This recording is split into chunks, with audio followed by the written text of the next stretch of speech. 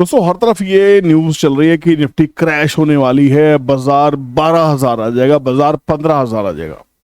आपको अंदाजा है कि निफ्टी क्रैश कब करेगी? भविष्यवाणी करने वाला हूं, हालांकि भविष्यवाणी के फेवर में नहीं रहता हूं, पर एक भविष्यवाणी करता हूं कि बाजार कब क्रैश करेगा। उसके लिए आपको थोड़ा हिस्टोरिकल डेटा देखना चाहिए।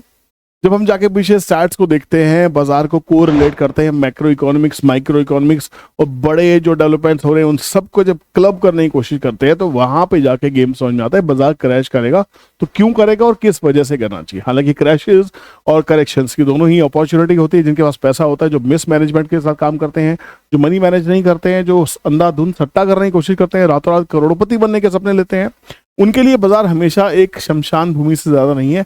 बहुत ही यार डरावने सपने आपको आते रहेंगे, ध्यान रखिएगा, ठीक है ना। तो यहाँ पे जो लोग इन्वेस्टर्स हैं, मैं कुछ ऐसे शब्दों का इस्तेमाल करूंगा जो हो सकता है आपके जहन में एक गहन छाप छोड़ के चले जाए, आपको परेशान भी करके रखे। बट मेरी आपसे रिक्वेस्ट है, इस वीडियो को एजुकेशन लर्निंग पर्पज से देखना है, किसी भी तरह का दावा नहीं है। हो सकता है मैं फेल हूँ, मेरे फेल होने में अगर लाखों लोगों का फायदा हो तो ईश्वर से कामना करूंगा मैं फेल ही हो जाऊं। सबसे पहले समझते हैं कि बाजार क्रैशेस कब होते हैं। बाजार में क्रैशेस जब होते हैं जब इकोनॉमीज बहुत ज्यादा डामाडोल हों, इकोनॉमी में जब आपका एक्सपोर्ट सरप्लस ना हो, जब हम इंपोर्ट सरप्लस में हो, सिर्फ इंपोर्ट कर रहे हो, हम एक्सपोर्ट ना कर रहे हो। दूसरी चीज ये है कि जब रुपये बहुत ज्यादा कमजोर हो जाए तब क्रैशेस आ सकते हैं। रुपये इस समय कमजोर है। गोल्ड के भाव बहुत ज्यादा बढ़ जाए तब क्रैशेस आ सकते हैं। गोल्ड के भाव बहुत ज्यादा बढ़े हुए हैं। बॉन्ड यील्ड बहुत ज्यादा बढ़ जाए, इस समय बॉन्ड यील्ड बढ़ी हुई है। या कोई ऐसी खबर आ जाए जैसे सब प्राइम क्राइसिस जो 2008 में 11 ब्रदर्स का हुआ था, या कोविड क्राइसिस जो 2020 में हुआ, या बार बार हर्षवर्धन मेहता कांड, या कोई ऐसे कांड जो बाजार को ऐसा हिला के रखते हैं, जैसे सत्यम कंप्यूटर्स के साथ में हुआ था कि बाजार में आप भरोसा किसी पे भी नहीं कर सकते। या फिर आपकी कोई वॉर सिचुएशन हो कि वर्ल्ड वॉर हो रही हो। अगर पूरे वर्ल्ड को देखेंगे तो कहीं ना कहीं वॉर तो हो ही रही है और पिछले कुछ सालों से हो रही है। तो क्या बाजार ने वॉर के कॉन्सेप्ट को साइड कर दिया है, उसको एक्सेप्ट कर लिया है? ऐसा दिखाई दे रहा है। दूसरी चीज, अगर रुपये डेप्रिशिएट करने की बात करें तो हाँ, रुपये डेप्रिशिएट कर रहा है, पर क्या आपको ये मालूम है रुपये डेप्रिशिएट करने का भी एक फायदा है? काफी लोग इसमें मजाक कर सकते हैं, बट जिनको नहीं पता मैं आपको बता दूं कि हम अमेरिका को 80% से ज्यादा एक्सपोर्ट करते हैं आईटी सर्विसेज। तो अगर रुपये वापस से मजबूत होना शुरू हो जाए, डॉलर कमजोर होना शुरू हो जाए, तो मेरे हिसाब से सबसे बड़ा नुकसान आईटी कंपनीज को होगा। तो कभी नहीं चाहेंगे कि डॉलर कमजोर हो। दूसरी बात, जब हम एक्सपोर्ट सरप्लस बनने की कोशिश कर रहे हैं, हम एक्सपोर्ट कर रहे हैं, देखिए पहली बार डेटा क्यों आया कि हम एक्सपोर्ट सरप्लस हैं। कुछ 30 बिलियन डॉलर से हम एक्सपोर्ट सरप्लस से फर्स्ट टाइम क्यों हो रहे हैं? क्योंकि हम बाहर एक्सपोर्ट कर रहे हैं, वहां की फॉरेन कैपिटल हमारे पास अंदर आती है। जब माल बेचते हैं तो हम डॉलर्स में पेमेंट लेते हैं, तो हमारे जो foreign capital reserve, forex reserve जो है वो बढ़ रहा है और ये अच्छी बात है, ये समझ के रखिए। तो जब हम मेक इन इंडिया की बात कर रहे हैं, हम बात करते हैं कि हम चाइना बनना चाहते हैं, हम चाइना +1 बनना चाहते हैं, हम दुनिया भर को एक्सपोर्ट करना चाहते हैं, तो क्या आप एक्सपोर्ट करके रुपये के बदले में रुपये लेना चाहेंगे, रुपये के बदले में डॉलर लेना चाहेंगे? तो या तो हम make in India, export from India की बात नहीं करेंगे। अगर हम करेंगे तो हम डॉलर के महंगा होने पे हमें एक्साइटेड होना चाहिए, हमें तकलीफ नहीं होनी चाहिए। यहाँ पे बहुत सारे बुद्धिजीवी मेरा क्रिटिसिज्म कर सकते हैं, उस क्रिटिसिज्म के लिए मैं तैयार हूँ, पर यह भी एक पहलू है कि बाजार में डॉलर का बढ़ना हमारे लिए हमेशा नुकसानदायक ही नहीं होगा। सबसे ज्यादा जो हमारा पैसा बाहर जाता है वो जाता है कच्चे तेल को खरीदने में। हम कच्चे तेल से डिपेंडेंसी भी कम कर रहे हैं। अमेरिका ने धमकी दी थी कि रशिया से तेल नहीं खरीदेगा लड़ाई के समय में, लड़ाई को रोकने के लिए, बट हमने फिर भी रशिया से तेल खरीदा। रशिया के जो हमारे संबंध है वो आज भी अच्छे हैं, कल भी अच्छे थे और आने वाले टाइम में और भी अच्छे होने वाले हैं। कुछ बुद्धिजीवियों का ये भी कहना है कि अमेरिका, रशिया और यूएई मिलकर सुपर पावर बनने वाले हैं, और शायद ये चीज अमेरिका समझ चुका है और ये कहीं ना कहीं होता हुआ दिखाई दे भी रहा है कि अमेरिका की जो वर्चस्व है वो कमजोर पड़ती दिखाई दे रही है।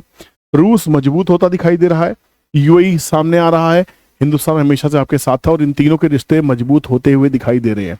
आप इसको इग्नोर नहीं कर सकते। तो अगर यहां से डॉलर मेरे हिसाब से 90+ भी हो जाए तो मैं बहुत ज्यादा पैनिक में नहीं आऊंगा।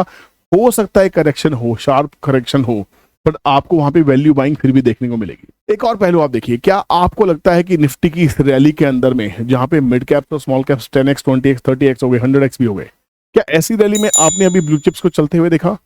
बहुत सारी ऐसी ईपीसी कंपनीज लाइक एल&टी जो अभी तक नहीं चली हैं। हर बार थीम चेंज होती है, कभी इंफ्रा की थीम आती है, कभी डिफेंस की थीम आती है, कभी फर्टिलाइजर्स की थीम आती है, कभी एजुकेशन फॉर ऑल की थीम आई, कभी हर घर जल की थीम आएगी, कभी हर घर बिजली की थीम आई, कभी उज्ज्वला योजना आएगी, बहुत सारी चीजें आएंगी।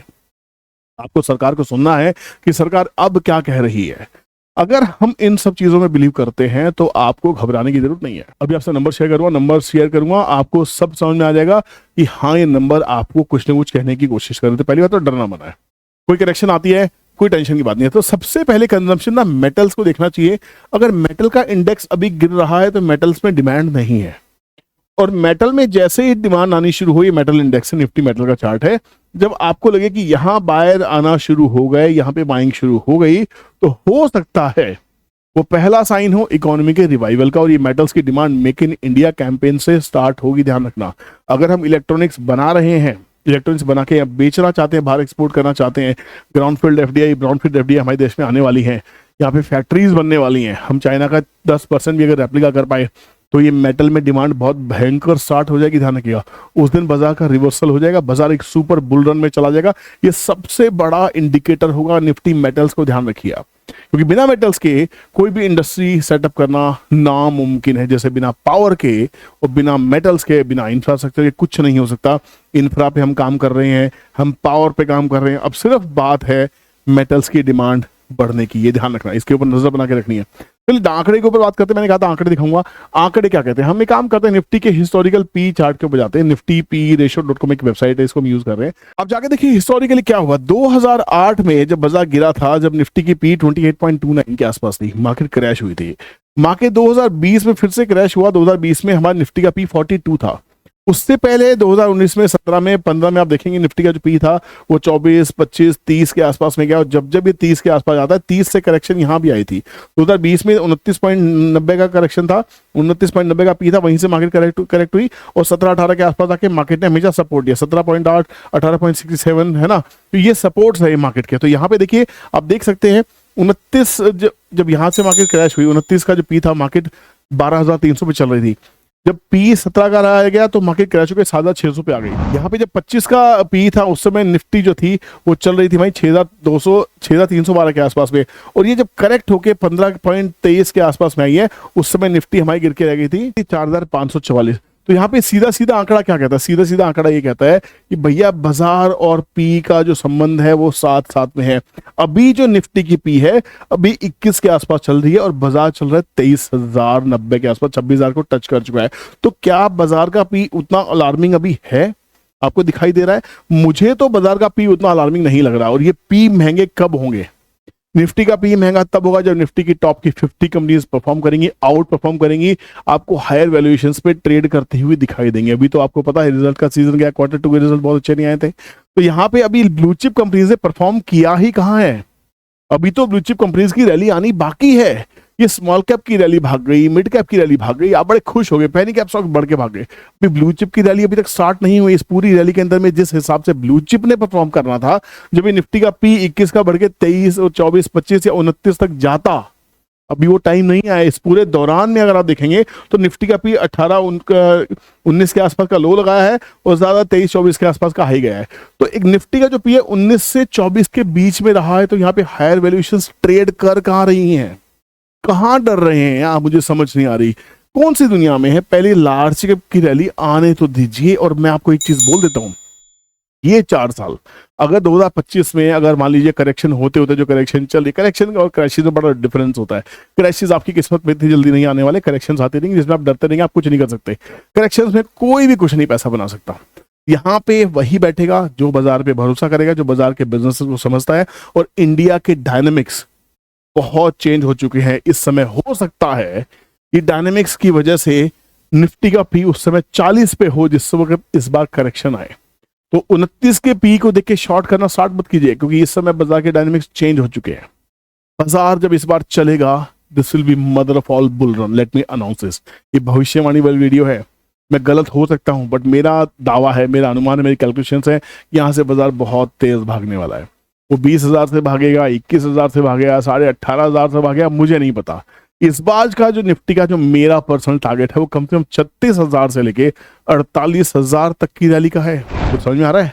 दोबारा से रिपीट करता हूँ, मेरा पर्सनल टारगेट, कोई बाइंग सेलिंग एडवाइस नहीं है, एनालिसिस दे रहा हूँ।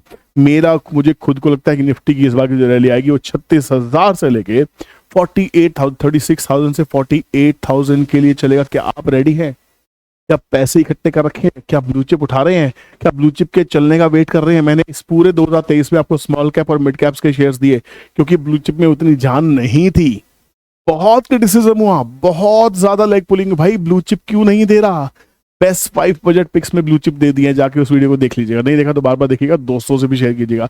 और अब आने वाले टाइम में स्मॉल कैप मिड कैप तो मेरे फेवरेट हैं ही, साथ में ब्लू चिप शेयर्स जिनमें रैली दिखाई देगी या एक्सपेक्टेड ब्रेकआउट दिखाई देगा, वो इस चैनल पे जरूर आएंगे। तो प्लीज वीडियो को अभी लाइक कर दीजिए, चैनल को सब्सक्राइब कर लीजिए, बेल नोटिफिकेशन को ऑन कीजिए।